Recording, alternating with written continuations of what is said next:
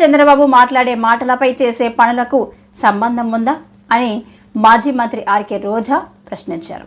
ఎన్నికల్లో ఈవీఎంలను మేనేజ్ చేసిన చంద్రబాబు కరువును మేనేజ్ చేయలేకపోతున్నారని ఆగ్రహం వ్యక్తం చేశారు. ఇప్పుడు పెట్రోల్ పంపుల దగ్గర సెల్ఫీలు తీసుకునే దమ్ము లోకేష్ కు ఉందా అని సవాల్ విసిరారు. మనం అందరం కూడా చూస్తున్నాం.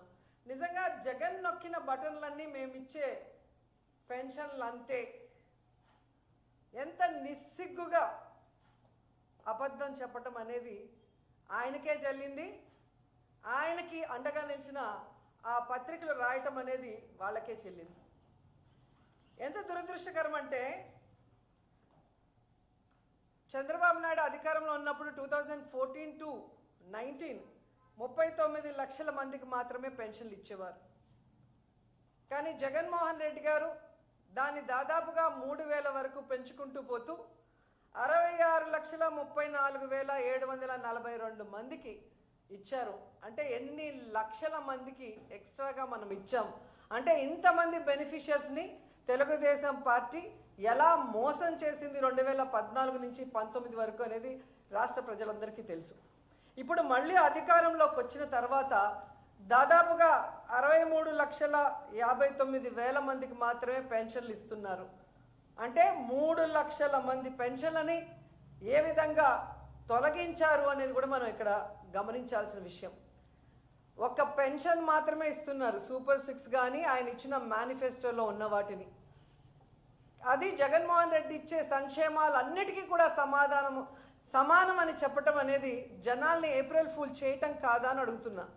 ఎందుకంటే జగన్మోహన్ రెడ్డి గారు ఈ రాష్ట్రంలో ప్రజలకి సంక్షేమం కోసం కేటాయించింది దాదాపుగా 2,72,000 కోట్ల రూపాయలని ఈరోజు డీబీటీ నాన్ డీబీటీ కింద ఇవ్వటం జరిగింది. అలాంటి దాన్ని చంద్రబాబు నాయుడు కేవలం 1,000 రూపాయలు పెన్షన్ పెంచేసి దానితో సమానం అని చెప్పుకోవడం చూస్తుంటే ఏ విధంగా జనాల్ని ఫూల్స్ చేయడానికి ఈయన సంసిద్ధంగా ఉన్నాడో అర్థమవుతుంది. ఇది ఒక్క పెన్షన్ విషయంలోనే కాదు, రోజు జనాల్ని ఫూల్స్ని చేయటమే పనిగా పట్టుకున్నారు ఈ చంద్రబాబు నాయుడు గారు. అధికారంలో రావడం ముందు సూపర్ 6 అమలు చేస్తాను అని చెప్పి నమ్మించి ఓట్లు వేయించుకొని ఈరోజు ఏ విధంగా జనాల్ని ఫూల్స్ చేశారో మనం అందరం కూడా కల్లారా చూస్తున్నాం. అంతేకాకుండా గత ఏడాది వాలంటీర్స్కి ఈ ఉగాది రోజు 10,000 రూపాయలు జీతం పెంచి ఇస్తామని చెప్పి ఈరోజు వాళ్ళని ఎలా ఫూల్స్ చేసి రోడ్డు మీద వదిలేశారో మనం కళ్ళారా చూసాం.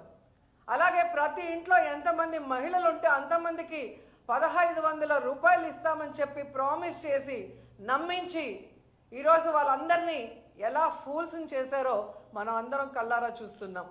యువతకి ఉద్యోగాలు ఇస్తాం నిరుద్యోగులకి, లేదా 3,000 నిరుద్యోగ భృతి ఇస్తానని చెప్పి ఈరోజు వాళ్ళకి నిరుద్యోగ భృతి ఇవ్వకుండా ఉద్యోగం ఇవ్వకుండా ఎలా ఫూల్స్ని చేసి రోడ్డు మీద వదిలేశారో మనం కళ్ళారా చూసాం. అంతకన్నా ముఖ్యమైనది అమ్మఒడి. ప్రతి మహిళకి ఎంతమంది పిల్లలు ఉంటే అంతమందికి, ఒకరుంటే 15,000, ఇద్దరుంటే 30,000, ముగ్గురుంటే 45,000 అని ఏ విధంగా అరిచి చెప్పిన చంద్రబాబు నాయుడు ఈరోజు అధికారంలోకి వచ్చాక గత ఏడాది అమ్మఒడి ఇవ్వలేదు, ఈ ఏడాది ఇంతవరకు ₹1 ఇవ్వకుండా ఆ పిల్లల తల్లులని ఏ విధంగా ఫూల్స్ని చేసి రోడ్డు మీదకి వదిలేశారో మనం కళ్ళారా చూస్తున్నాం. ఇంకా ఈ రాష్ట్రంలో ఉన్న మహిళలకి తాము అధికారంలోకి వచ్చిన రోజు నుంచే ఫ్రీ బస్ ఇచ్చి తిరుపతి, కాళహస్తి, విజయవాడ, శ్రీశైలం, అన్నవరం ఇలా అన్నీ కూడా ఫ్రీగా తిరగచ్చు, ఎవరైనా టికెట్ అడిగితే నా వీడియో చూపించండి అని గొప్పగా చెప్పిన చంద్రబాబు నాయుడు ఈరోజు ఫ్రీ బస్ ఇవ్వకుండా మహిళల్ని ఎలా ఫూల్స్ చేస్తున్నారో అందరూ కూడా కళ్ళారా చూస్తున్నారు. నిజంగా చంద్రబాబు నాయుడు గారు మాట్లాడే మాటలకి చేస్తున్న పనులకి ఎక్కడైనా సంబంధం ఉందని అడుగుతున్నాను. అధికారంలో రావటానికి ముందు ఏం మాట్లాడారు, అధికారంలోకి వచ్చాక ఏం మాట్లాడుతున్నారు. మేము సూపర్ 6 ఇద్దామనుకున్నాము, బయట నుంచి చూస్తే చాలా ఈజీగా ఇచ్చేయచ్చు అనుకున్నాము, కానీ ఈరోజు ఇవ్వటం చాలా కష్టంగా ఉంది అంటున్నాడు. చంద్రబాబు నాయుడుకి సూటిగా చెప్తున్నాను, నీ వల్ల ఈ రాష్ట్ర ప్రజలకి సంక్షేమం అందించడం చేత కాకపోతే మీరు సీఎం కుర్చీలోంచి దిగిపోండి, జగనన్నని కూర్చోబెట్టండి, ఇచ్చిన ప్రతి వాగ్దానాన్ని ఎలా నెరవేర్చాలో జగనన్న చేసి చూపిస్తాడని కూడా ఈ సందర్భంగా తెలియజేసుకుంటున్నాను. ఇవ్వాలన్న మనసు మీకు లేదు.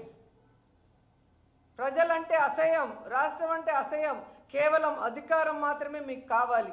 దానికోసం ఎన్ని అబద్ధాలైనా చెప్తారు, ఎవరి కాళ్ళైనా పట్టుకుంటారు. అధికారంలోకి వచ్చాక ఏ విధంగా మాట్లాడతారనేది మరోసారి ప్రూవ్ చేశారు. అండ్ ఎన్నికల ముందు చాలా గొప్పగా చెప్పాడు, నేను అప్పులు చేయను, సంపద సృష్టిస్తాను అని చెప్పాడు. కానీ ఈరోజు మీరు చూస్తే దాదాపుగా ఒక్క సంవత్సరంలోనే, అధికారంకి వచ్చిన ఒక్క సంవత్సరంలోనే 1,52,000 కోట్ల రూపాయలు అప్పు చేశారు. అంటే ఇదేనా మీ విజనరీ? ఇదేనా మీ సమర్థత? ఈ రాష్ట్రాన్ని 17 మంది సీఎంలు పరిపాలించారు. కానీ ఎవ్వరూ కూడా ఈ విధంగా ఫస్ట్ ఇయర్లోనే ఇన్ని వేల కోట్ల రూపాయలు అప్పులు చేసి ఇంత చెత్త రికార్డు, ఇంత వరస్ట్ రికార్డు మీరు తప్ప ఎవరు తీసుకురాలేదు. పోనీ తీసుకొచ్చిన వాళ్ళు ప్రజలకు ఏమైనా చేశారా అంటే ఏమీ చేయలేదు. ఒక పెన్షన్ తప్ప ఈరోజు ఇచ్చిన ఏ వాగ్దానాన్ని కూడా నెరవేర్చలేదు. కానీ జగన్మోహన్ రెడ్డి గారి మీద నిందలు వేయటానికి 14 లక్షల కోట్లు అప్పులు చేశారని ఒకరు, 15 లక్షల కోట్ల అప్పులు చేశారని ఒకరు, 16 లక్షల కోట్లు చేశారు, 15 లక్షల కోట్లు చేశారని అబద్ధాలు చెప్పిన మీరు మొన్న అసెంబ్లీలో పయ్యావుల కేశవ్ గారు క్లియర్ కట్గా ఇవ్వటం జరిగింది. 5 లక్షల చేంజ్ మాత్రమే మొన్నటి వరకు అప్పులు ఉన్నాయి జగన్మోహన్ రెడ్డి గారు దిగిపోయే నాటికి. అంటే 14 నుంచి 19 వరకు చంద్రబాబు నాయుడు చేసిన అప్పులు తీసేస్తే జగన్మోహన్ రెడ్డి గారు చేసిన అప్పులు ఓన్లీ 3,39,000 కోట్లు మాత్రమే. ఈ 3,39,000 కోట్ల రూపాయల్లో దాదాపుగా 2,72,000 కోట్ల రూపాయలు సంక్షేమానికే డీబీటీ, నాన్ డీబీటీ ద్వారా ఇవ్వటం జరిగింది.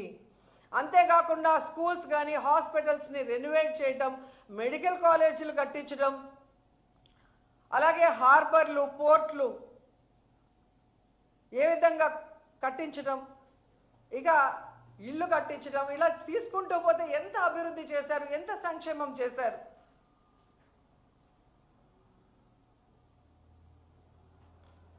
ఎంత బాధాకరం అంటే తమకి ఛానళ్ళు, పచ్చ ఛానళ్ళు ఉన్నాయి కదా అని అబద్ధాలని ఏ విధంగా అందంగా నూరి ప్రజల మీద పోశారు.